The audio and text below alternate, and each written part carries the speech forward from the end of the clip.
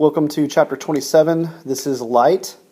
This has got quite a few slides, but we should be able to go pretty quickly through them. This is the last chapter for this unit, so the test is going to be over 25, 26, and 27. In 1905, Albert Einstein published a theory. It was called the photoelectric effect. In it, he said that light consists of particles. These are massless bunches of concentrated electromagnetic energy called photons. So Albert Einstein came up with what is known as the photoelectric effect. It said that light consists of particles of massless bunches, photons. So he was the first one that came up with this. We now know that light has a dual nature. It's part particle and part wave. It's one of the few things in the universe that move this way. But in this chapter, we're only going to talk about the wave part. And when we get to electromagnetism, we'll start talking about the part. All right, from looking in the workbook problems that I gave you for today, we talked about the speed of light, which here we say it's 300,000 kilometers per second. Most people, we write it as 3.00 times 10 to the 8th meters per second. Pretty fast, especially since we were talking about the speed of sound was only 340 meters per second. So light travels much faster. That's why you see lightning before you hear thunder. A beam of light can travel around the Earth 7.5 times in 1 second. Earth's pretty big, so you see that light travels really fast. Now here's a key concept. It takes 8 minutes to reach Earth from the sun. That's 93 million miles away. So if the sun burnt out, it would take us 8 minutes to know that it wasn't there anymore. Think about that. It takes 4 years for light to reach us from Alpha Centauri, the nearest star besides our sun. So the sun, we said it takes 8 minutes, but it takes 4 years for light to reach us from Alpha Centauri. Think about that. The next closest star, instead of being 8 minutes, is 4 years. So our stars are very far apart. Alpha Centauri is 4 light years away.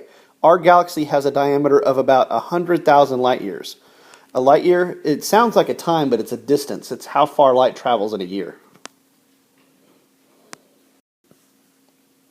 Some galaxies are 10 billion light years from Earth. If one of these galaxies had exploded 5 billion years ago, the information would not get to our Earth for another 5 billion years.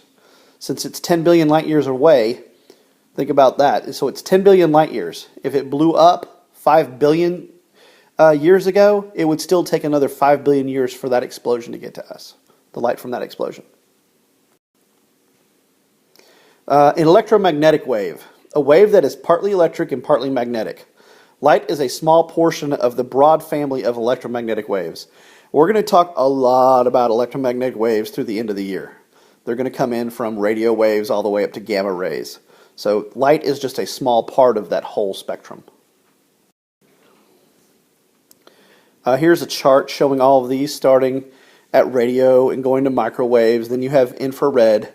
Visible light is just that very small part that right here. This is what we're talking about basically in this chapter is light, visible light. Then you go to UV, ultraviolet, X-rays, and then gamma rays. So this down here at radio, it says you have a low frequency and a long wavelength. Up here at gamma, you have a short frequency and a high frequency and a short wavelength. The lowest frequency that we can see with our own eyes is red. I'm colorblind, so it doesn't really work with me that way. So when we're down here on this end of the spectrum, you're going to see red. On the highest end of the spectrum, you see violet. And all the other colors in between. That's our color spectrum. I guess, and then here, the highest frequency, which is twice red's frequency, is violet. So the frequency, so if the lowest frequency here was 10 and it's twice that, this would be 20. I'm just making numbers up here just to show you how small of a range that is. It's a very small range. All right, infrared. These are electromagnetic waves with frequencies lower than red on the visible light spectrum. So we see from red to violet. But there are frequencies down here that are lower than red. These would be infrared, below red. Ultraviolet, the electromagnetic waves with frequencies higher than those of violet. These higher frequency waves are responsible for sunburns. Ultraviolet. So above violet. Above violet. So you had red, violet. Hey, my phone's ringing. And it goes here. So ultraviolet would fall above violet. Here is another chart showing you the colors. And they're in micrometers here. So these are wavelengths going across here. Man, I just wrote all the way through that. That's probably not too good. Let me erase this real quick.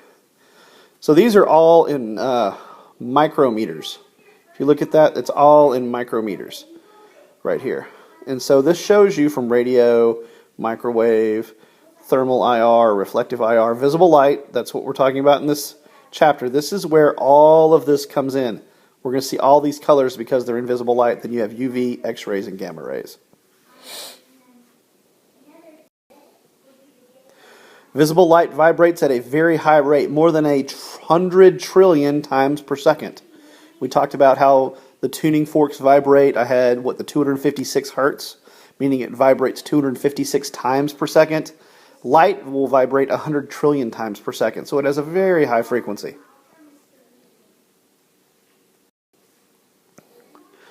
Transparent allows light to pass through it. Glass, H2O water, anything that's transparent, light can travel through. Well, glass is transparent to all visible light, all the light that we can see. Higher frequencies like ultraviolet and low frequencies like infrared waves are blocked.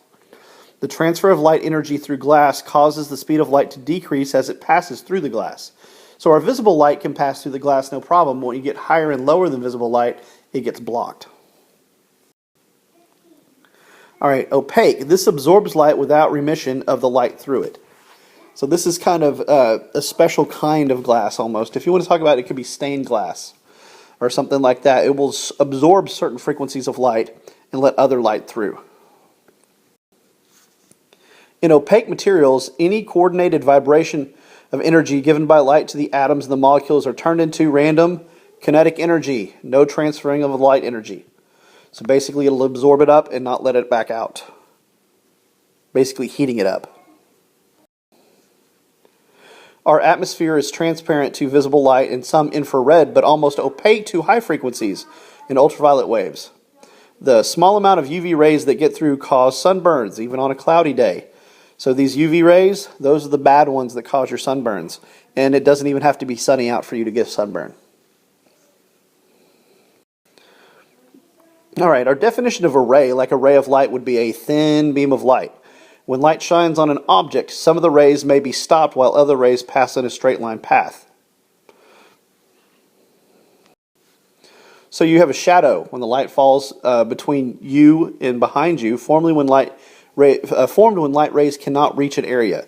So basically what we're saying is there's the sun over here on this side, and the rays are coming this way, but this guy's blocking the rays, so the rays of light cannot get, so he forms a shadow.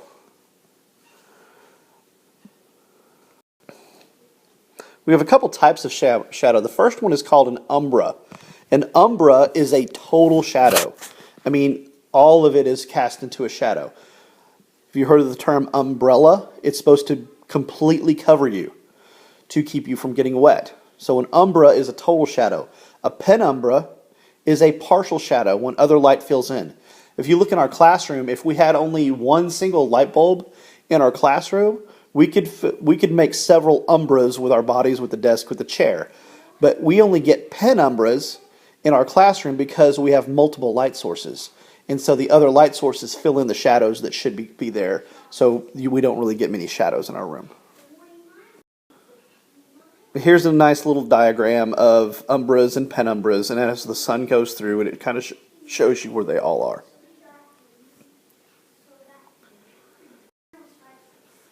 All right, light is a transverse wave. Key thing here, transverse. Remember we talked about sound? Sound was a longitudinal wave. These waves which create a phenomenon called polarization, which is the aligning of vibrations in a transverse wave, usually by filtering out waves of other directions. So you can polarize light. Light can be polarized. Just about all of us own sunglasses. That's exactly how sunglasses work. They polarize the light. They block out horizontal vibrating light. Think of it this way. If you had a picket fence like this, and you had light rays coming through, some of these picket fences are going to block some of the light rays, but the slits in the picket fence will let some of the light through. So you're not getting all of the light. You can also have, say you have a picket fence that looks like this, and you have the light rays coming. Again, here I'll draw one more. The light rays coming. These again will block, but let some of the light through in these slits. So you can either have vertical polarization or horizontal polarization of light. How many of you have seen limousine tint in cars? Can you look into the back of a limousine?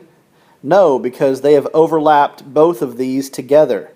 Those have both been overlapped on top of each other, polarizing the light in one direction. Because can you see out of the back of a limousine? Yes, because it's only polarized to one direction as you're looking in. It's not really polarized on looking out. All right, that's all of the notes for chapter 27 on light, and I'll see you in class.